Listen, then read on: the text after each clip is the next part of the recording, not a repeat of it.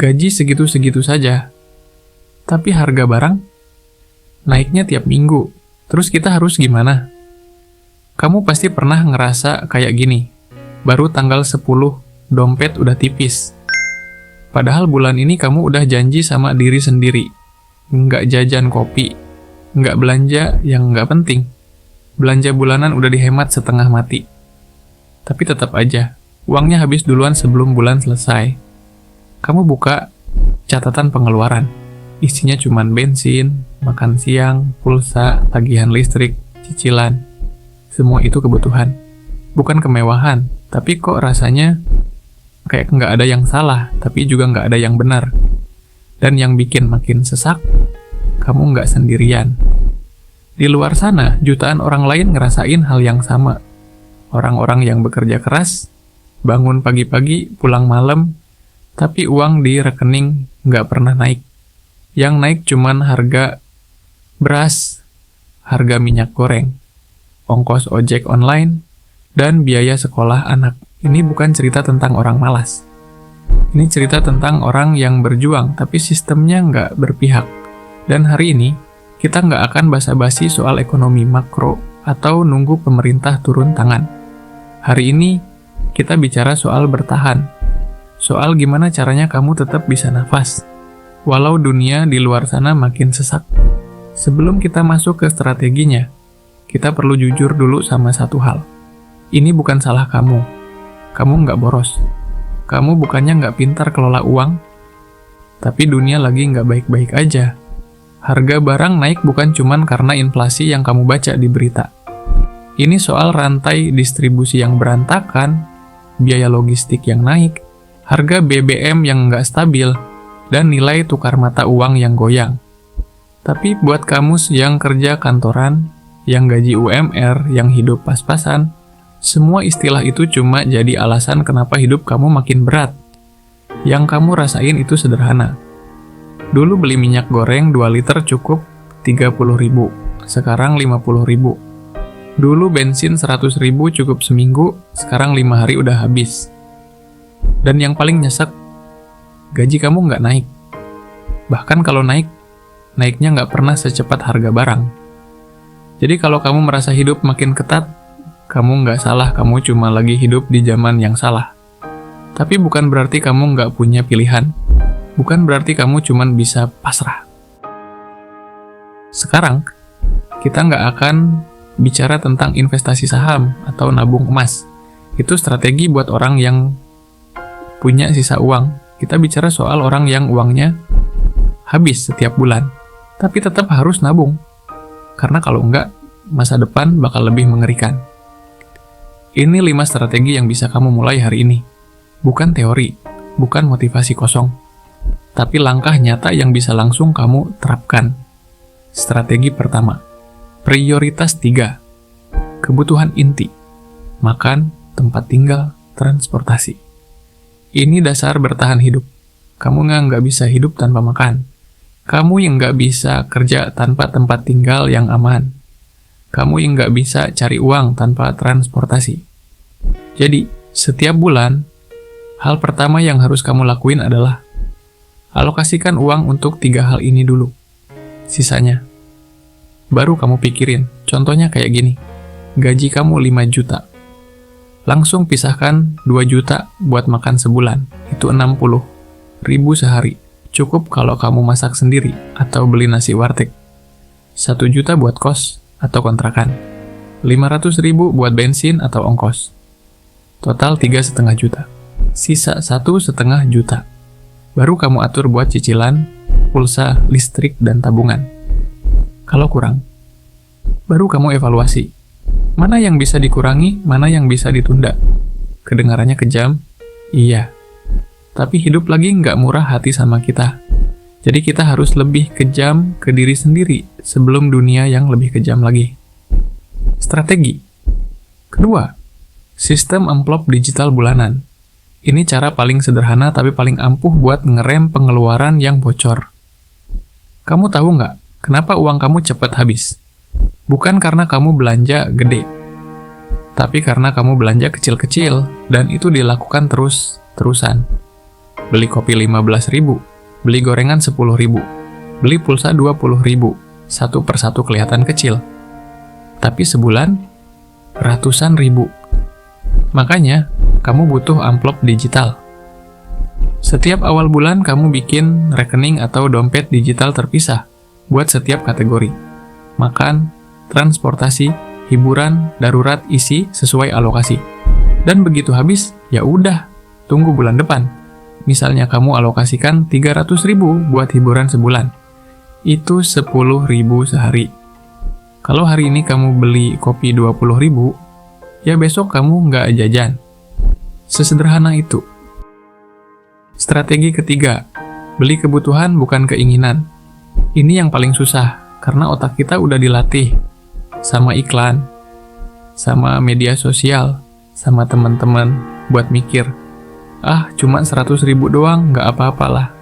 Padahal 100.000 itu bisa jadi beras 5 kilo, bisa jadi bensin buat seminggu, bisa jadi modal kamu bertahan sampai gajian berikutnya. Jadi setiap kali kamu mau beli sesuatu, tanya diri kamu, ini butuh atau ini pengen? Butuh itu, sandal jepit kamu udah bolong, kamu beli yang baru. Pengen itu, sandal kamu masih bagus, tapi kamu pengen yang model terbaru. Butuh itu. HP kamu rusak, nggak bisa buat kerja, ya kamu beli yang baru. Pengen itu. HP kamu masih jalan, tapi kamu pengen ganti karena kamera kurang bagus. Dan ini nyelekit, tapi harus dikatain. Kalau kamu masih punya uang buat nonton bioskop, buat beli baju baru tiap bulan, buat nongkrong di kafe, berarti kamu belum benar-benar susah.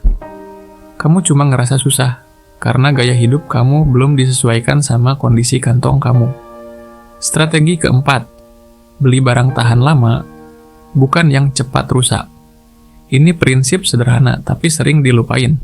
Murah itu mahal kalau cepat rusak. Daripada kamu beli sandal 20.000 yang 3 bulan udah jebol, mending beli yang 50.000, tapi tahan setahun. Daripada beli rice cooker 100.000 yang setahun rusak, mending beli yang 300.000 tapi awet 5 tahun. Iya, di awal kamu keluar uang lebih banyak, tapi dalam jangka panjang, kamu hemat. Dan hidup susah itu bukan soal hari ini, tapi soal bulan depan, tahun depan, 5 tahun lagi. Contoh lain, beli beras 20 kilo. Sekali beli, lebih murah per kilonya daripada beli 5 kilo tiap minggu. Beli minyak goreng jerigen 5 liter. Lebih hemat daripada beli botol 1 liter berkali-kali. Ini cara berpikir orang yang ngerti gimana caranya bertahan. Strategi kelima, cari pendapatan kecil tambahan. Ini yang paling realistis, karena kadang berhemat aja nggak cukup, kamu butuh uang lebih. Dan kamu nggak harus resign buat dapetin uang tambahan. Kamu bisa mulai dari hal kecil, jual makanan ringan di kantor, jadi freelance di akhir pekan, jadi driver ojol di malam hari, jual barang bekas yang nggak kepake. Ini bukan soal jadi kaya, ini soal nambah 100.000, 200.000 sebulan. Dan uang sekecil itu bisa jadi penyelamat saat tanggal tua. Ada temen gua, namanya Rani. Dia kerja admin di perusahaan kecil, gaji 4,5 juta. Setiap hari Jumat, dia bikin kue brownies di rumah, bawa ke kantor, jual 15.000 per potong. Seminggu dia jual 20 potong. Sebulan dia dapat tambahan 1.200.000. Itu uang listrik, pulsa, dan hiburan dia sebulan. Dari jualan kue, bukan ide gila, bukan startup, cuma kerja tambahan yang simple. Dan itu cukup buat dia nggak stres setiap kali lihat tagihan. Sekarang gue mau cerita soal seseorang yang gue kenal. Namanya Baimo. Dia pegawai swasta. Gaji 5.500.000. Istri nggak kerja, 2 anak masih SD. Dia hidup di Tangerang, ngekos bareng keluarga, kamar sempit, kamar mandi di luar. Tahun lalu, dia ngerasa nggak akan pernah bisa punya rumah. Nggak akan pernah bisa keluar dari lingkaran ini. Setiap bulan uangnya habis.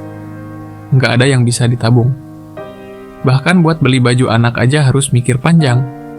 Tapi suatu hari dia mulai mikir, Kalau gue terus kayak gini 10 tahun lagi gue bakal tetap di sini. Anak gue bakal gede, tapi gue nggak bisa kasih apa-apa. Jadi dia mulai nyatet semua pengeluaran, setiap sen. Dan dia kaget, ternyata dia habis 300.000 sebulan cuman buat rokok dan kopi. Dia habis 200.000 buat pulsa, padahal wifi di kosan udah ada. Dia nggak langsung cut semuanya, tapi dia mulai kurangin. Rokok dari sebungkus sehari jadi setengah bungkus. Kopi dari 2 kali sehari jadi sekali. Pulsa dari paket unlimited jadi paket hemat. Sebulan pertama dia bisa sisihkan 300.000, bulan kedua 500.000. Setahun kemudian dia punya tabungan 6 juta. 6 juta bukan uang besar. Tapi buat dia, itu pertama kalinya dalam hidupnya dia punya tabungan. Pertama kalinya dia ngerasa dia punya kendali. Dan sekarang, dia masih di kosan yang sama. Masih kerja di tempat yang sama. Tapi dia nggak merasa terjebak lagi. Dia tahu, pelan-pelan, dia bergerak maju. Sekarang, bagian terakhir yang paling penting, mindset. Kamu harus ngerti satu hal. Menyimpan uang saat hidup lagi susah, itu bukan pelit. Itu bertahan. Kamu bukan orang yang nggak mau nikmatin hidup. Kamu cuman orang yang ngerti. Kalau kamu nikmatin hidup sekarang tanpa pikir panjang, kamu bakal bayar lebih mahal nanti. Dan kamu nggak harus merasa bersalah karena nggak bisa ngasih temen traktir. Nggak bisa ikut liburan bareng. Nggak bisa beli baju baru tiap bulan kayak orang lain karena orang lain nggak tahu apa yang kamu tanggung. Mereka nggak tahu kamu harus kirim uang ke orang tua. Nggak tahu kamu harus bayar cicilan. Nggak tahu kamu cuma punya 100.000 sampai gajian. Dan kalau mereka nggak ngerti, itu bukan masalah kamu, itu masalah mereka. Kamu nggak perlu buktiin ke siapapun bahwa kamu bisa. Kamu cuma perlu buktiin ke diri sendiri bahwa kamu bisa bertahan. Kita nggak harus kaya hari ini, kita cuma perlu bertahan sampai besok lebih baik.